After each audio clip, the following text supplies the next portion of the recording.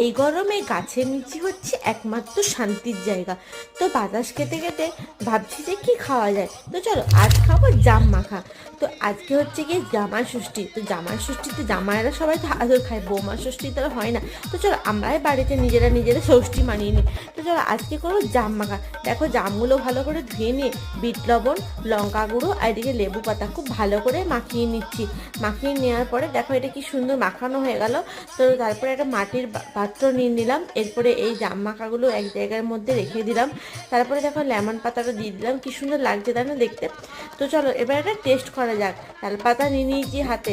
জামা ষষ্ঠীতে জামাইরা কেমন তালপাকা বাতাস খেতে খেতে জামা ষষ্ঠী পালন করে, আর আমিও দেখো এদিকে জাম মাখা খাচ্ছি পাতা হাওয়ার বাতাস খেতে খেতে। তোমাদের কেমন লাগলো জাম মাখাটা অবশ্যই আমাকে কমেন্ট করো কিন্তু। আর তোমরা এরকম গাছের তলে বসে বসে জাম মাখা খাও আর আনন্দ উপভোগ করো। দেখা হচ্ছে নেক্সট একটা ভিডিও। টাটা।